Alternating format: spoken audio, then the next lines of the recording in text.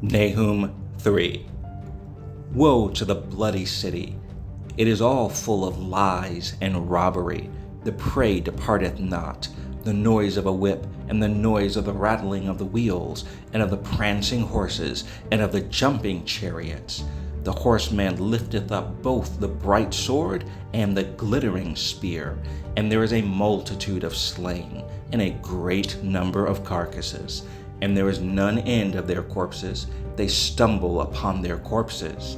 Because of the multitude of the whoredoms of the well-favored harlot, the mistress of witchcrafts, that selleth nations through her whoredoms, and families through her witchcrafts. Behold, I am against thee, saith Yahuwah Sebaoth, and I will discover thy skirts upon thy face, and I will show the nations thy nakedness, and the kingdoms thy shame. And I will cast abominable filth upon thee, and make thee vile, and will set thee as a gazing stock.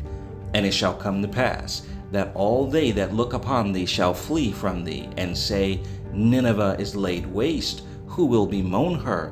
When shall I seek comforters for thee? Art thou better than populous No, that was situate among the rivers, that had the waters round about it, whose rampart was the sea, and her wall was from the sea? Ethiopia and Egypt were her strength, and it was infinite. Put and Lubim were thy helpers, yet was she carried away, she went into captivity. Her young children also were dashed in pieces at the top of all the streets, and they cast lots for her honorable men, and all her great men were bound in chains. Thou also shalt be drunken, thou shalt be hid, thou also shalt seek strength because of the enemy. All thy strongholds shall be like fig trees with the first ripe figs. If they be shaken, they shall even fall into the mouth of the eater. Behold, thy people in the midst of thee are women. The gates of thy land shall be set wide open unto thine enemies. The fire shall devour thy bars. Draw thee waters for the siege, fortify thy strongholds.